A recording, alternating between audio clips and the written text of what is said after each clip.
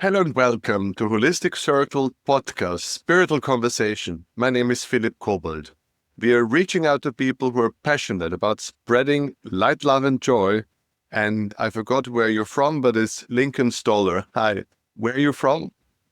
I'm in Canada on the West Coast right now, but I'm, what do you call it? A dual national, American Canadian person.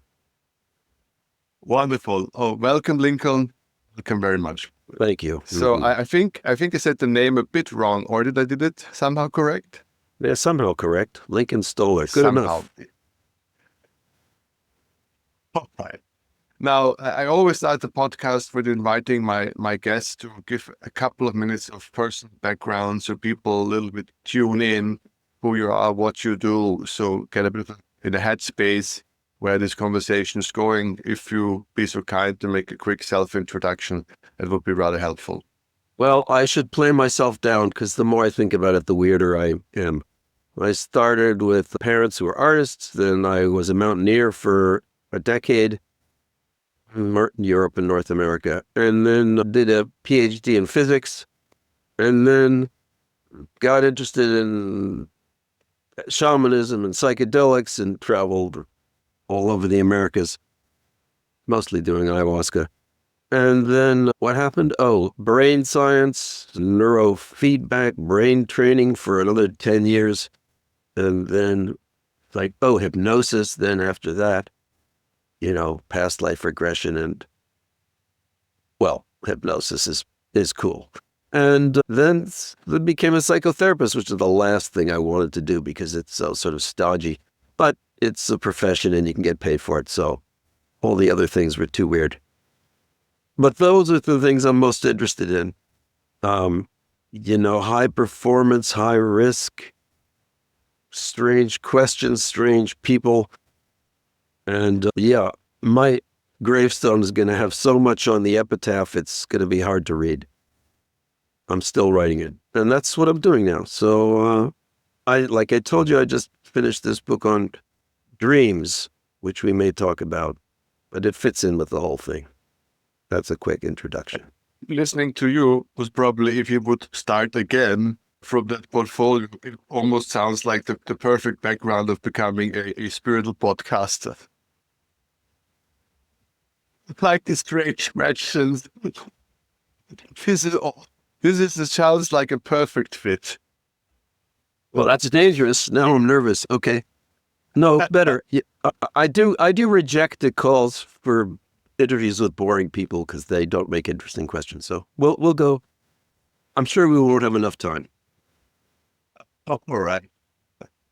Okay, but usually before we go into the hard stuff like soft dreams, maybe, sorry, I'm must wake up a bit better and I don't make puns and stupid jokes, but I'm getting them 2-3 minutes. Please. I think Don't hold there's back. something that we a little bit can share, or maybe spend a couple of minutes, because this is, of course, I'm an Austrian, as you know, and I spent my childhood basically every weekend up in the high mountains, and I used to do free climbing and things like that.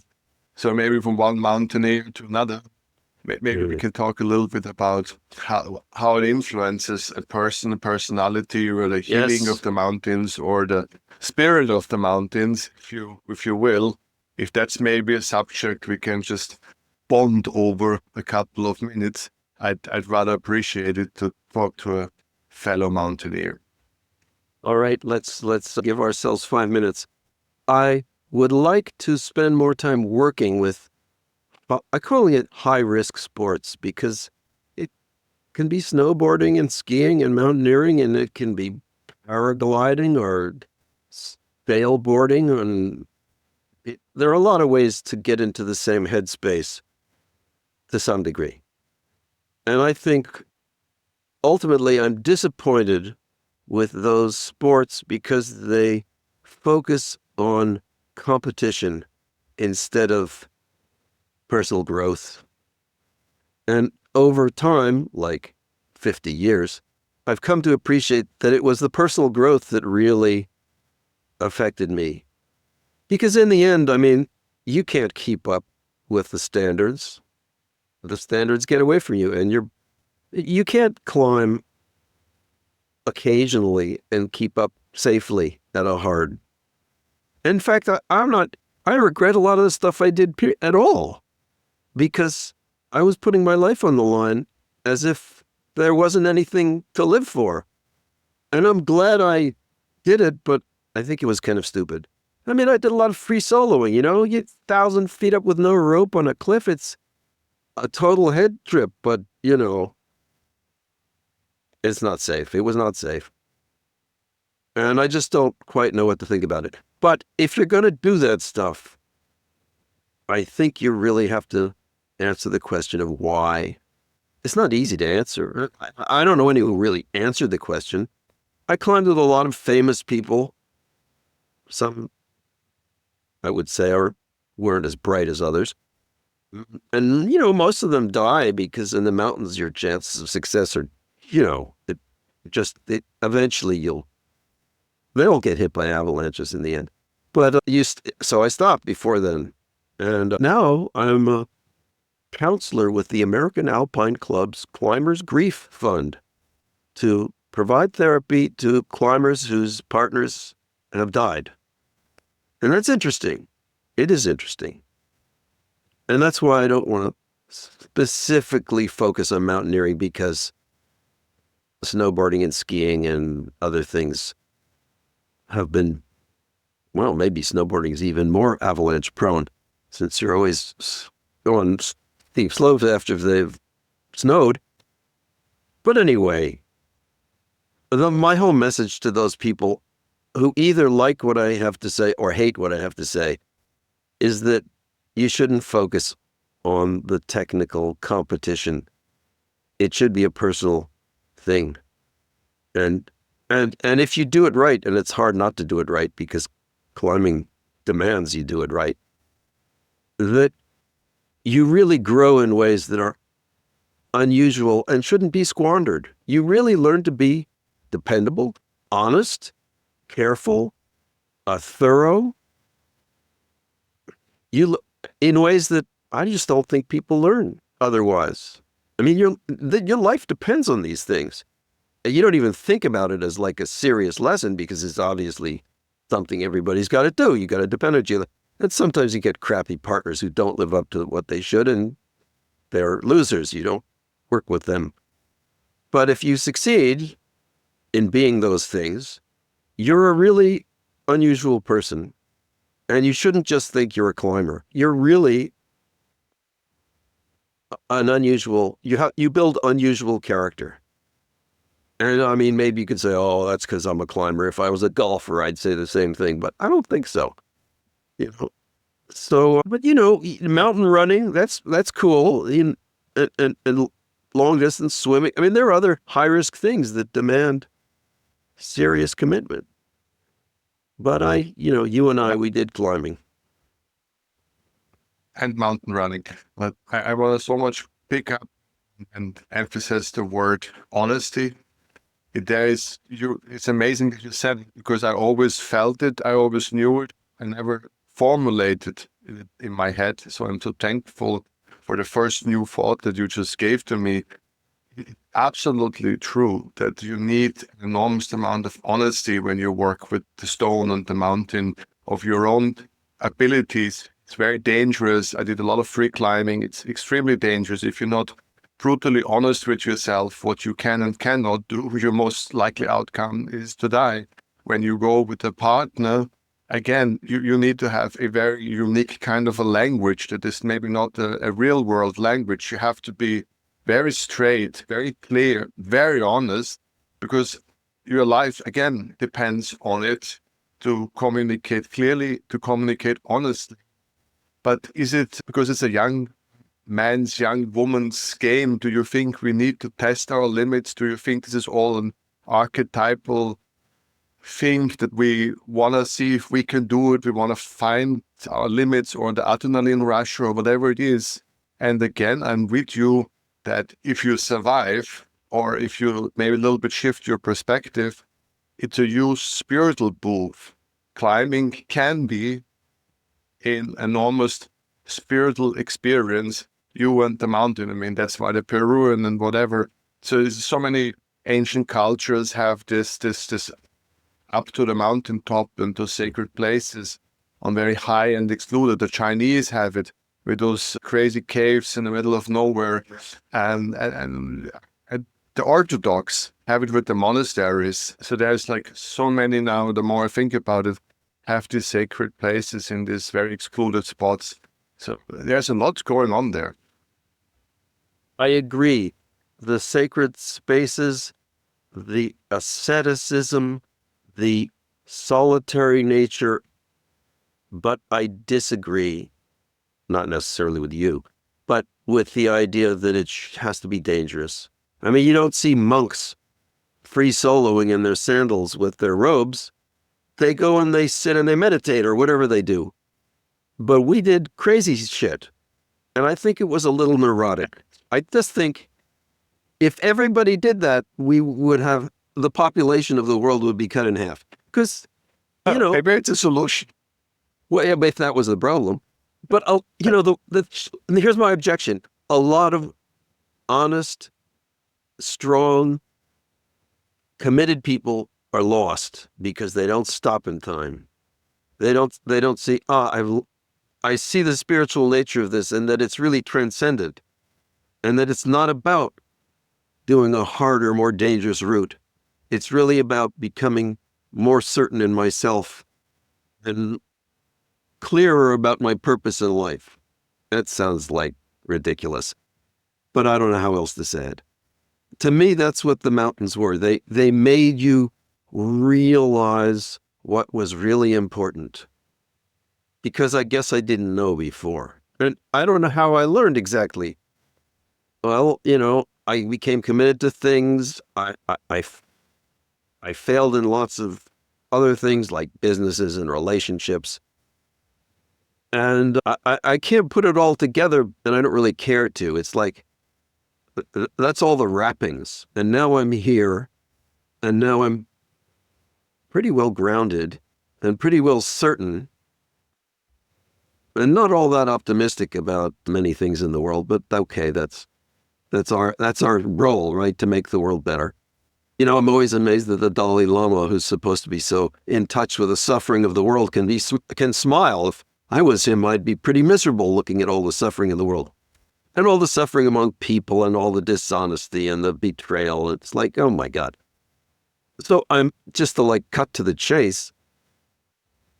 I'm a counselor now, right? I talk to people about their serious issues in life. And to me, that's a kind of equal to mountaineering because it's true, it's honest, it's committed, but it's not dangerous, really. I mean, people do betray you. Well, it's not actually as safe as you think because you get manipulated, right? And it emotionally hurts a bit. But that's part of the job of being a counselor. As any friend knows, sometimes your friends shit on you. And then then you have to decide, okay, well, I guess that's what they needed. Is that one of the elements you think that change the shifts between good counselor and maybe not so good counselor to still, after all these years, keep the ability to be heard? Is this one of the elements? I think you said hurt, H-U-R-T, but you could have said heard, H-E-A-R-D. Then both would be true. But yes, you want to be heard, but mostly you want to be able to be heard. In other words, you're making yourself a target. And you want people to shoot all they have at you until they run out of ammunition. Because they're holding back otherwise. They're holding back with resentment and anger and frustration and guilt and shame and all this stuff. And you want to let them get that all out. And you're saying, you're holding up a sheet. Shoot it at me. And to be a good counselor, you have to either survive or avoid getting hit by that. But you can't entirely, because you can't just be, objective like a robot and say, that was very good, thank you very much, let's go on to the next topic. You have to really feel people's suffering. And that means you have to feel bad. But I think what a counselor effect a good counselor must do is they have to be resilient. They have to say, okay, that was that. Now let's go back to the surface and take another breath and refresh ourselves. You're not really that person entirely. That's only part of you. You know, it's like, to take it back to the mountaineering analogy, you're not really a free soloist. That was just part of you. You're not going to go through your life walking naked down the center of the highway or the Autobahn, you know. If you are, that's probably you got a problem and you need some therapy. But, you know, you could be a risky person. You could start businesses that were far out and unlikely to succeed, and you could learn how to do that more safely. But you want to survive. Really, that has to be high, if not at the top. Maybe not at the top, because then we get to psychedelics, in which case you're taking a substance that will actually take you somewhere you don't know where the top is. Or maybe, I don't know what you think, but if it's a strong psychedelic, it can really take you to a world you've never visited before, and don't expect it to be a good one, because it might not be. And, you know, perhaps my very most dramatic psychedelic experience was going to hell. And I understand, you know, if I thought at that time that hell was reality, and I was pretty sure that the only thing to do was suicide. Absolutely. This was no place you wanted to spend another moment. But it wasn't a real place, and I didn't have arms and legs, and I couldn't move, so it only made it worse. I was trapped, you know, locked into hell. But I could understand a person who is suicidal, who can move and has the same experience. And I never would have wanted that experience. If I'd known it, I wouldn't have taken that drug. And it's only a little Salvia divinorum, little mint plant. It wasn't advertised as doing that. And so it's very useful. And, you know, I don't even blame Salvia divinorum, because these psychedelic experiences are never the same twice. Which is interesting, because mountaineering experiences often are the same twice. You know, you do a route the same time, the same way, same route, you'll probably have the same experience, you know, given the same weather and preparation. But psychedelics don't do that. They almost never take you to the same place twice. And then we could talk about dreams, which also are even more unpredictable, but that's a little much of a stretch. Weren't we supposed to talk about mountaineering? Okay. You talk about it. We moved on from mountaineering. Okay. But we're not at dreams yet. We're in between land, between mountaineering and dreaming. Okay, what's there? What is that land?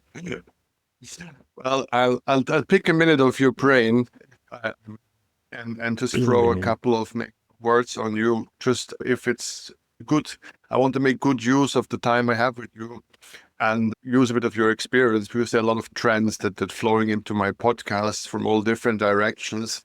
And I thought it might be good house cleaning to just check on a couple of things with you together before we move on to dreaming.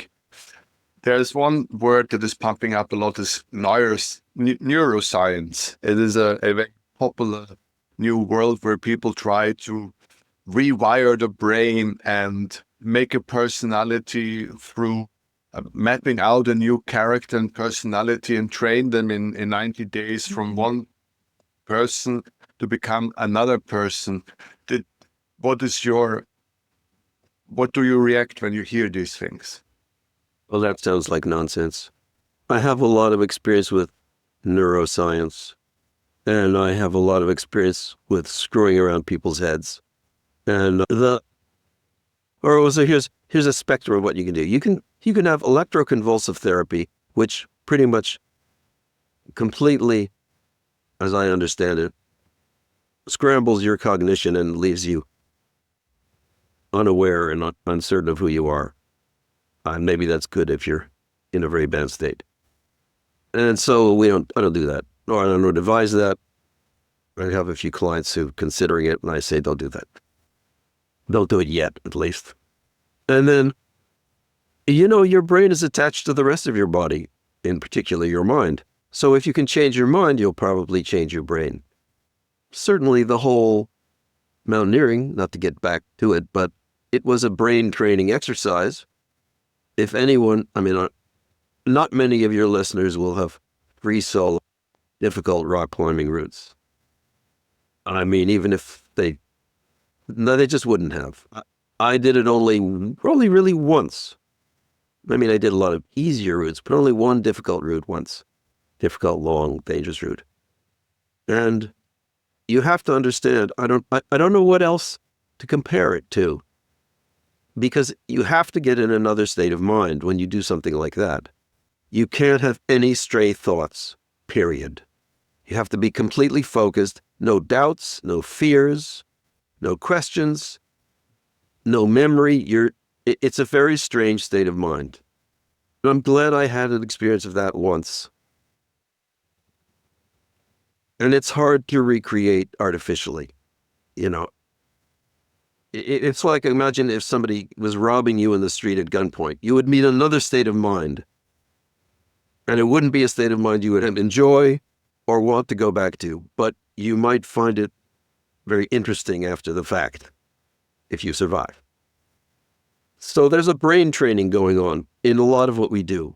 I think a much more common thing is heartbreak, which for me is difficult. And I think it is for most people, especially if you have a long-term commitment and it falls apart. It's a marriage that falls apart can easily take a person 2 years to recover from. I'm in my 10th year and I'm still not recovered. But at some point you have to think, well, maybe I need therapy or something. But this is kind of, the more grounded you are, I think the more difficult it is to change.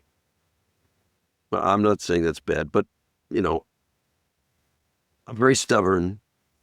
I'm very certain. I'm very committed. And so if the rug gets pulled out from under me, I'm not quick to rearrange everything. But that's me. And it's very interesting, why would a person like me get involved with a person who doesn't reciprocate? And that gets sort of personal and strange and idiosyncratic, so I'm not going to go there. But it's brain training, and we're talking about brain training. So your whole life is in your brain. And if you're going to try to just change your brain, to go in the other direction, to change your brain to change your life instead of changing your life to change your brain, the way I do it is with brain training, what's called neurofeedback. There are kind of 3 different things, but the most powerful is your brain waves certain places in your scalp. It sounds a little funky, and my neurology friends don't think much of it, but they're neurosurgeons, and it's not a neurosurgical procedure. It's a fairly benign training of watching your brain's electrical activity and doing something voluntary to change it. It doesn't involve movement. It doesn't involve strain. So it's a little strange. It takes a while to learn, takes a while to achieve. Not everyone can do it. Depends what you're trying to change. The easier things to change are anxiety. Anxiety has a very clear neurological and electrical presentation. You can see it. You project it on a computer screen. You can see when it goes down, and you can learn to decrease your anxiety. Is that the machine that also some people use for meditation training? Is that the same one? You could, but it's usually a different branch. So, yeah, I've seen, it used to be that they had protocols to train your brain like a meditator, but I don't think anybody does that anymore because it wasn't that effective. So what I'm saying is the things you can change most easily are anxiety. You can reduce it. You can increase your focus. And these are things that are, they have, what anxiety feels like. Everybody's had times with less and more. And you can understand that you can learn to tone yourself down and be less reactive. And focus is similar. You can learn to be more focused, and it's a cognitive, neurological state. And in a sense, there's nothing really fancy about it. It's, in a sense, pretty voluntary. And then it gets a little weird when you talk about depression and sleep and what else. But then the like mental illnesses, like, I don't know, any of these things, whether they really respond, schizophrenia, paranoia. I'm not sure whether you're targeting aspects of your anxiety or some neurological state that's dysregulated, but you can work at it and usually make some progress. You tend to make yourself more sensitive in all regards. You're more sensitive to pharmaceuticals, your balance gets better, your perceptions get sharper. So you can use this training for peak performance. Your listening gets better, things like that. Have you used this with children, or is it also advisable? Is it children, for example, who have hard time to concentrate, stuff like? Is it been used, or does this not for children? Yeah, it has, but I haven't myself, so I can't say. And there's a lot of discussion about whether you should be monkeying around with a child's mind anyway, because I basically believe people know what's best for them, unless they're really screwed up. And this is my approach to my clients. I'm always trying to ask them, what do you think you need? Let's try to do what you think you need. What's stopping you? Or what's your problem? The reason I ask, because I know there's a growing number of kids who get pharmaceuticals to calm down or this or that. There's like a lot of chemical behavioral activities. So I thought maybe a machine like this would be less invasive. That's the reason I asked. It is. And there is the use of it for kids for things like ADD and ADHD. But the trouble with that is that I've concluded most of those kids' problems are in their brains. They're in their environment. They have family problems, school. And school is inherently a garbage. 12 years, you're put through 12 years of learning in what can be learned in 2 years. So what normal person wouldn't be crawling out of their skin? It's just so, I don't know. So here's an example. I was never good in school in math. I didn't think. But when I, trained in physics, I realized you got to up your game. You've got to focus, and there are things you don't understand and there are things you do understand. It's like a puzzle. You start to put them together. You order it. You don't just pour it down your throat and expect it all to make sense. You pick it apart and go at it analytically. And now I have a 14-year-old son and I help him with his math, and it's just terrible. It's just repetitive, stupid, pointless problems that are designed to confuse, poorly explained, and useless. And I just tell him to throw the whole shit out. Because if you want to learn geometry, it takes you 2 days, and it doesn't take you 5 months of complicated, poorly phrased questions. So, so I have this attitude like, if you want to be a physicist, don't go to school. In fact, this is, learn physics. Get somebody to teach it to you and see the real problem. Because it's not something you learn in a textbook. Everything I learned in a textbook is wrong. Of course. It's all wrong. I mean, they're useful techniques, but they all lead to dead ends because that's the nature of science. It always leads to a dead end. That's called the frontier. And when you get there with all the tools that you learned, you'll find none of them work. Of course. Because that's what defined the problem in the first place. So you got to have a little more skill here. I'm smiling so much. Maybe the audience to explain why I'm smiling.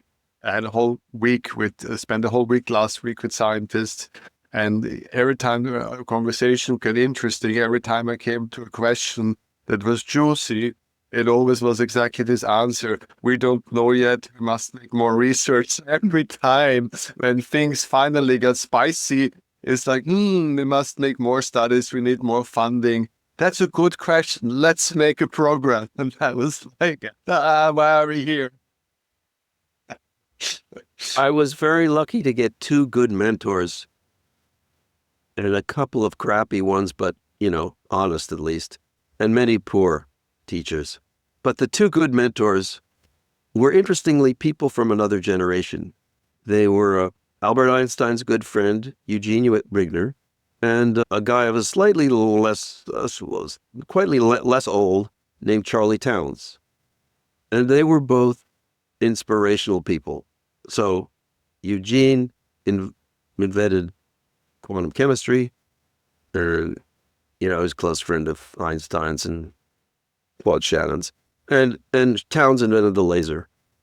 And did a lot of discoveries, atomic clock and stuff like that. So these people were great. And if you sat down and talked to them, they would not say what your academic said. They would get metaphysical and spiritual. And I was so lucky that I talked to Eugene Wigner for like 2 days nonstop, just him and me. I didn't even know who he was at the time. But he was very encouraging and said, these are all the right questions. We don't know the answers, but it's funny, I don't remember anything he said, except that he was very encouraging.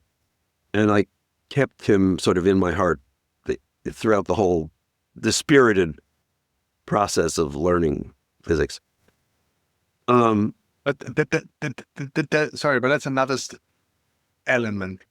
We have here the mountains where we both can bond, and the experience with the wall, and the experience with one or two great mentors. Yeah. That shape you. So these are those key elements from a young man, that nature and that overcoming the danger and confronting and then growing out of it and shaping. That it's not about adrenaline, it's about the experience or the spirituality or the beauty of the mountain and the world, and then being confronted with those great thinkers and being seen as a person. I think this element of being seen by someone who has this capacity, that mentorship. So we already have such a good structure in this conversation. So I'm going to try to say something. Back to mountaineering. What I objected about mountaineering was the idea that you should be the most accomplished, or do the hardest things. And the paragon was the guy who struggled the most and who risked the most and who achieved the most at the greatest odds. And that you were supposed to do this too. And if you compare that to the great teachers I've had, so Charlie Towns, one of the things that most distinguished him was that he was lighthearted. And you could tell when he was in the building because he would sing. You could hear him coming because you could hear him singing. And it's like a Buddhist chant or something. No one else in the department was singing. You could hear him in the stairwell singing opera to himself as he climbed up the 5 flights of stairs. And he was always generous with his time, with his money, with his attention, with his enthusiasm. And he said, "Oh yeah, try it. It might fail. It's okay. Give it. Let's see what happens. You can do it, and he'd be happy to give you more than you could deal with, and he wouldn't blame you if you failed." And there's something very different about that than being the struggling, a person trying to prove themselves by taking it's just like very different. I remember one of my mountaineering, I could call him mentor, was a guy named Dougal Haston, who died a long time ago in a skiing accident because he was very reckless.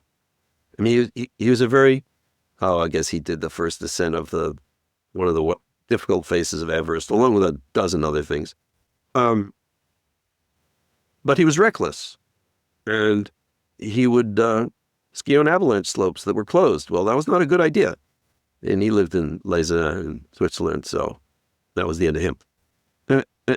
On the other side, I climbed a lot with a guy named Fred Beckey, who's well known in the American Northwest, and a very odd and unusual guy whose real love was the mountains. He wasn't really there to climb, it seemed. He was there because he just loved the mountains. And we'd make fun of him because he wasn't climbing hard enough and taking big enough risks, and he would just snicker at us and call us stupid. Well, he wouldn't call us stupid, but we knew he thought we were stupid because, in fact, we were stupid. And so, he just liked being with people who loved the mountains. It was poetry to him. And that's why he was there. And we didn't, no one knew how he could be a climber all the time. It was before there were professional climbers and endorsed sports company ambassadors. And you know what? I actually learned some strange things about him later. But anyway, they were inspirational people. And the point is that, I don't know how to say it, but if you're struggling, there's probably a higher level at whatever you're doing, whether it's science or art or, you know, we do have experience with artists, less struggling artists and struggling authors. If you're struggling, you're probably doing it wrong.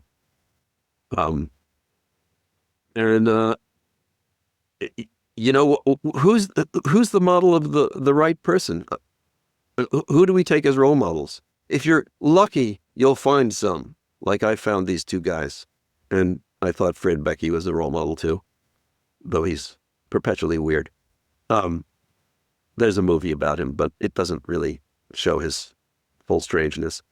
And if you're not lucky, like most people, because the system doesn't deliver these people to us, doesn't deliver us mentors, then you go through life or school or business with less than perfect role models, probably other people like you. And I don't know if, you know, Thomas Edison, I think, said, I failed my way to success. Can you really afford to fail enough to succeed? It takes a lot of failure to find the answer. So that's basically my whole sort of therapy in a nutshell, to encourage people to keep trying, but do it wisely, right? Because climbing, you can fail and that'll be your last chance. You want to fail wisely, but you do want to fail. That's the difficult thing. You do want to struggle and you do want to feel like an imposter and you do want to feel inadequate because that means you're really over the edge. But you don't want to be so far over the edge that you fall to your demise. And that's a hard place to be. And most people just don't go there, right? They live safer lives. And who could blame them, right? Who could blame them? Absolutely. Now I live a safe life and I'm better off for it. So there we go. I make this decision consciously, and that's maybe something else. I had the privilege of choosing consciously if I want to live a dangerous and maybe more successful and more prosperous life, or if I want to live a quieter life. And I sat down with myself and I made my calculation, and I do not regret. But that's a lucky combination of having the right and the possibility to make that choice. Not everybody is that fortunate. Yes. Right. Now I think we did a lot of preparation, and we will confront our audience with a cut from the real world. Now we can finally drift off in the wonderful world of dreaming, which has been really a very interesting subject. Recently on this podcast, several guests came with different angles. So before I bring context to my questions, I would very much like if you be in the position to give us an overview of the book that you're writing, what you're focusing on.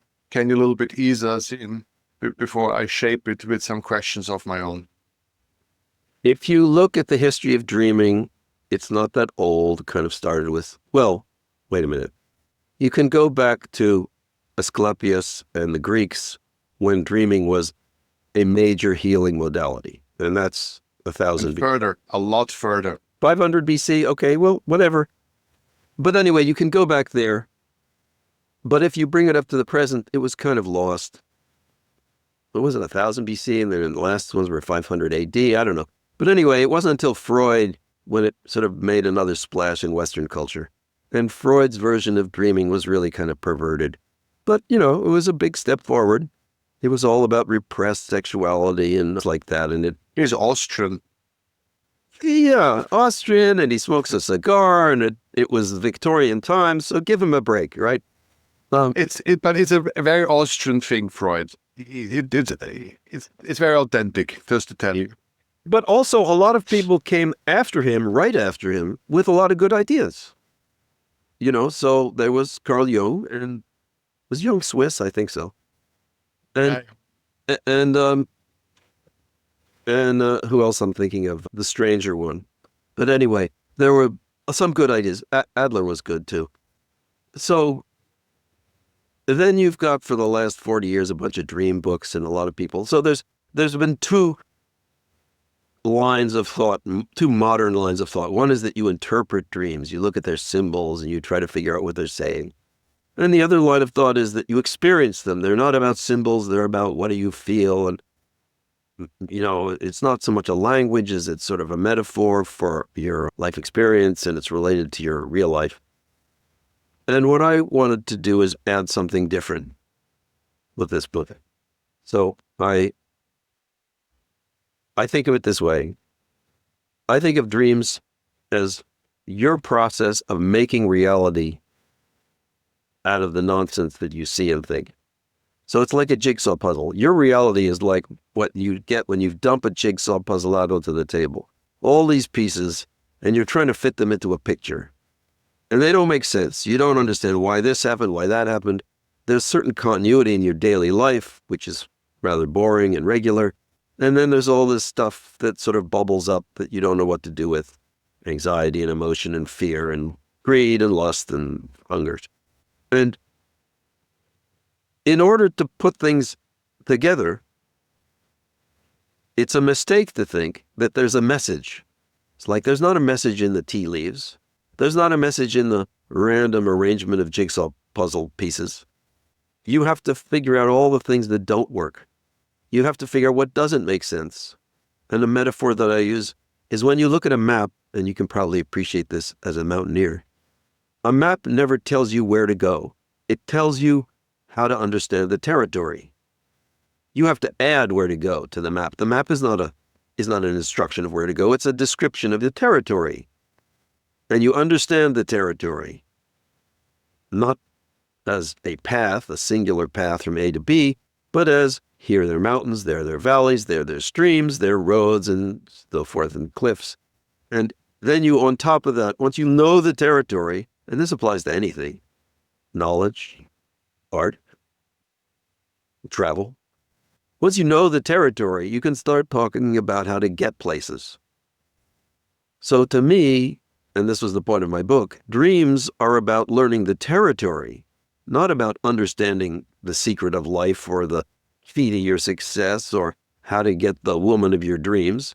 They're about understanding all the things that don't make sense, that aren't relevant because they're the landscape. So you have dreams about all these crazy things, and then you wake up and say, what's the message? Well, there's no message. It's like looking at a map. It's giving you the map of your experience and asking you to put it together in some useful, emotional, and intellectual way. So there is no secret message in the dream. It's a picture of your whole life and all the things that don't make sense, put together in all kinds of random ways to see what might fit and what doesn't fit. Are you really going to murder your mother? Well, you're not going to think about it and you're not going to do it, but you may dream about it. And that's going to be useful because then you'll feel, oh, this is somewhere I don't want to go. Or maybe it's hiding something I do feel that needs to be said. I remember my brother said, I hate my father. And his wife said, you can't say that. You can't hate your father. And I thought, well, that's not really going to be helpful to him. Because I know the two of them, and I thought he had good reason to hate my father. So I had a different relationship, lucky for me. So that's the idea of the book. It's like, what can you really understand that the dream project is understanding the world, not getting answers to your problems. That sounds very interesting as a beginning. But of course, I guess you write a book because you offer ideas how to make use of them, I guess. Yes. Because otherwise, most probably, this would be a very short book when we come to the points that there's all these puzzles and good luck with them. But It is I a guess short you book. It is a found short book. That's right. not that short. Pretty short. Yeah, I don't think you would bother to write the book if you don't see then a usefulness or a purpose for this that people in some kind of a way can integrate into their life and make use of it. Well, it's more about being contemplative and less about a dictionary of symbols. There's no dictionary of symbols in that book. In fact, at one point I say, the traditional interpretation of the symbols, mountaintop, and what else? Flying, and the prince. Well, I've been to mountaintops. They don't mean success and safety to me. They mean danger. Let's get the hell out of here. And I've been flying. I have a flying license. And it doesn't mean liberation and free thought. It means like, now we're in danger. Now we got to be really careful. It does not mean what they say in, and all these physicists, all these like little kings. When I meet some prince, I just think, oh, another bullshitter. It doesn't have majesty and authority to me. And any person who tells you how it is, it's just like, yep, another one of them people. I turn the other direction. So, all these sort of typical symbols, shit. I mean, it's useful for most people. I mean, maybe you can make myths and childhood stories about, kings and flying and beanstalks. But dreams are very personal and very idiosyncratic and often full of contradiction. And most of them are unpleasant. Like 60, 70% of dreams involve things that are not pleasant. And I think there's a reason for that.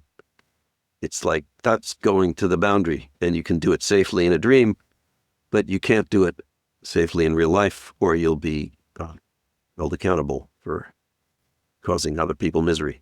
Anyway, there you are. So it's not brain house cleaning dreams. It's basically brain doing some thinking, rearranging work. Basically. Oh yeah, right. We were talking about brain training. Right. We sort of slipped off that. But yes, you're right. It's about cognitively encountering things that are dangerous, unpleasant, and make us feel not so good in order to, it's like sticking your finger in the flame to figure out whether it's hot. Yeah. But there's not just one flame. There's every emotional thing that you have. You'll dream about failures. You'll dream about pain. You'll dream about difficulty. Not because you want them or because something's trying to tell you that they're about to happen. So if you have a dream about the airplane crashing and you're about to get on an airplane, what are you going to do? Take that as a, indication Some people do. Yes, you could, but I think it's more like a reflection of your ambivalence and discomfort. And that's fair because it's uncomfortable. So for you, it's kind of like both things. Is the subconscious mind dealing with stuff? That's maybe one stream. The other, as I said, trying new themes, rearranging some thought. So basically, it is all kind of different brain activities that we, so to say, can observe while dreaming. Brains doing stuff, basically. And we can add another layer, because there is no one reality. There's many different possibilities that are being considered. And when you engage with your reality, you're pretty much called to take a position, interpret it one way, or a few ways, and do an appropriate action. But in reality, there are many things happening at once, many possible things you could do, many possible truths, many possible consequences, and you're only getting a chance to do one of them. But in your dreams, you can layer them all together and get the real confusion of all the possible outcomes and all the possible inputs in a very kind of transcendental psychedelic way, or psychotic if you'd like, that is not going to feel great, usually. And I think that's partly why we forget them. They're too much. They're too much for us. We wouldn't know what to do them. It would be like a dog looking at the modern art. It's just too much. The dog just looks at, dog food and things to eat, and that's their simple life, and they're happier for it. Sometimes we have great dreams that are wonderful, but they're rare. They're wonderful. Or also we sometimes have nightmares, and they're terrible. But they're also very memorable. I probably can remember all of my nightmares. I haven't had that many. Big ones. Your turn. Of course, yes, I know. I'm so happy to listen. To try it one more time, the same question. So, the conclusion of the book, are you just helping people to understand how it functions, or to give people some advice how to confront these dreams in a positive manner, how to engage with them? Do you help people along with, or you're basically trying to make people understand what these dreams are and how to process them? So where does this book end, so to say? I try to do, let's see, I'll say three things. I try to encourage people to incubate their dreams, which is to say, get into a state of mind that will consciously affect their dreams before they go to sleep. Not that easy to do. It's not that different than trying to incubate your psychedelic experience, which is never too successful. But I think it is successful in the sense that you create a setting for something to happen. You burn more or less fertile ground. So you want to create fertile ground, a sense of groundedness, a sense of goodwill, a sense of purpose. And then, you'd say, I'd like to know how to get the house of my dreams, or the partner of my dreams, or to stop being anxious about my kids. Yeah, you can have all those things. You can plant all those seeds, but what actually grows up from those seeds is probably not anything you're going to be expecting. But still, you can make the soil fertile and make it positive. Because if you go to bed angry and confused and upset, that's probably not going to be good. It's probably not going to be good soil for dreaming. So that's one, incubating. And then the other is waking up and using your dream, if you can remember it. Well, remembering dreams is a skill you can learn, and doing it properly and giving yourself enough sleep. Then, contemplating the dream or the dreams or the dream images or whatever it is you remember about the dream, because really the dreams are hours long and we only remember a few minutes. And one of my assertions is that the few minutes you remember are probably the most important elements for you to remember. It wasn't just an accident that you woke up now with this particular memory. Also, if you have insomnia and you wake up in the middle of the night, it's like, why did you wake up now? What is there on your mind? What can you take advantage of this time to do? Which is not just try to get back to sleep as quickly as possible, but you're here for a reason. What is the reason? You're in an altered state of mind. What have you been prepared to do? So waking up and dealing with your dream, sometimes writing it down, trying to fit it into life, like what are the similarities? And they're not going to be obvious. I mean, the book is full of my dreams, and they're all weird. It's like some of them so weird that I can't figure out what they are. I mean, they're clear enough, but I don't know what's going on. So some of those examples. And then thirdly, that was 2. Go to sleep is 1, waking up is 2. And the third is gaining a certain degree of lucidity in your dreams. And lucidity is very slippery, right? Because if you were fully lucid, you wouldn't be dreaming. So what we call lucidity in dreaming is this like halfway thing where you think you know what you're doing in this crazy world where nothing makes sense. You say, I'm dreaming. Well, yeah, and you're still dreaming. I'm dreaming and I can control myself. Well, what does that mean? You can swim underwater and walk through walls. Well, very nice. But, how do you can learn to do that to some extent, and we have it to varying degrees. But how do you make use of that? Because if you just trample all over your dream and say, well, I'm going to have sex with this person, it's like stupid. You can do that and, that's just daydreaming. So using lucidity is number 3. And now that I mentioned it, there's a number 4, using daydreams, like enlarging your daydreams or developing daydreams into more like real dreams where you start to lose touch with reality. As a technique, it's sort of meditation, but it's, like they say in meditation, let the thoughts flow through your head and don't be attached to them.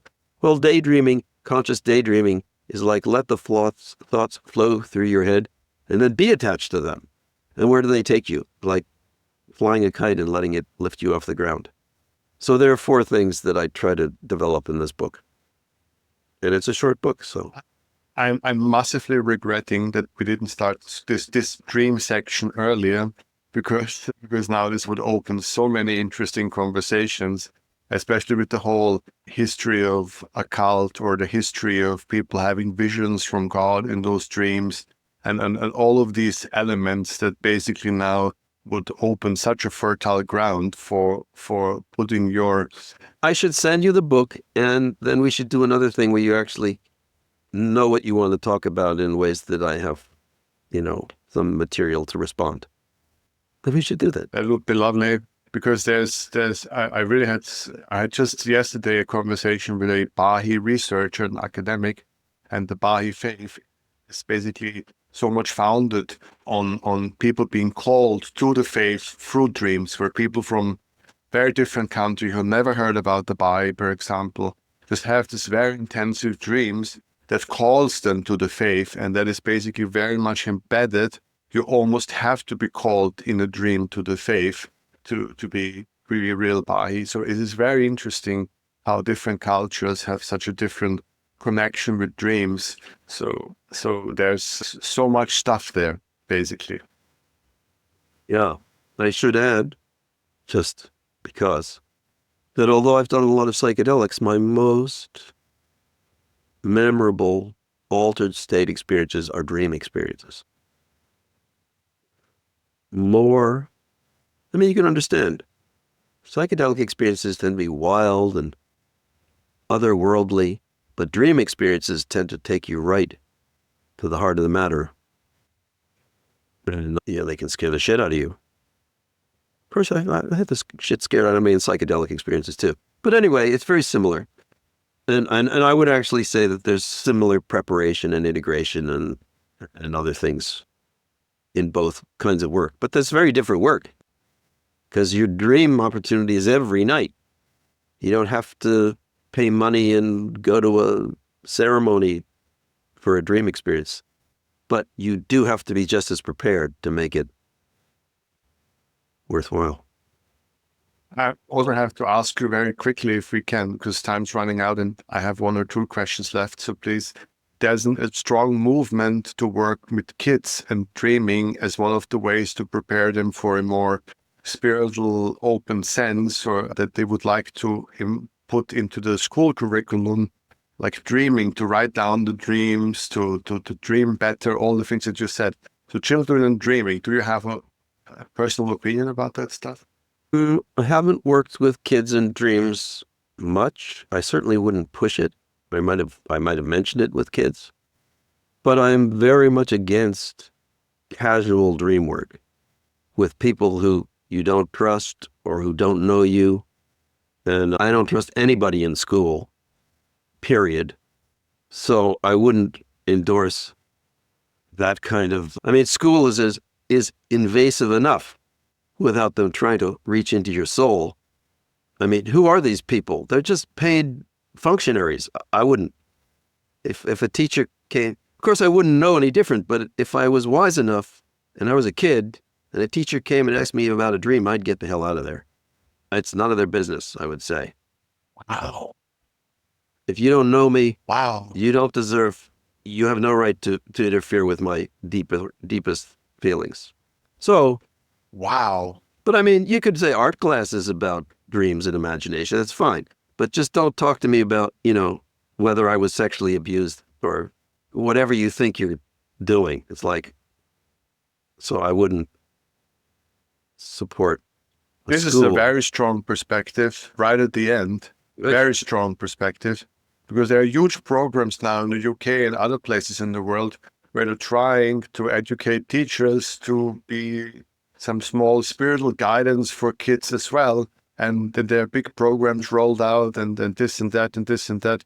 And now you're coming with such a strong position that who are these people and should kid trust these people that they don't. So this is unbelievable. We have here a huge, huge discussion starting right at the end.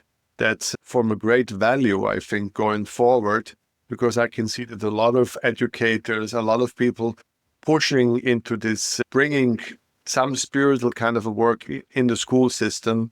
And very interesting that you brought this up. Well, bringing something spiritual is not the same as investigating a person's dreams. I mean, look at the religion. It's pretty light, generally. You know, you read the book, you make your prayers, you sing your hymns. Nobody's talking to you about, you know, your hatred for your father and you're masturbating over your this and that. And that's different. That's different. So a spiritual... I've been to a Catholic... Okay. I've been to a Catholic boarding school, so... Oh, well, yes. Okay. Can't confirm. Okay. But that's the lesson. If you let people into your soul, do they have the authority to be there? I mean, maybe they have some sort of program and they're going to help you. But I'm disappointed at religion beyond social organization. Okay, social organization, fine. But it's never been a source of world peace, for God's sakes, you know? So that's for sure. We could talk for hours, but the time's running out and I had a couple of questions left, but it's just no way to ask them. Okay. So I guess we have to keep this for a future moment. You know, well, the book is not quite ready to be released, but I will say this.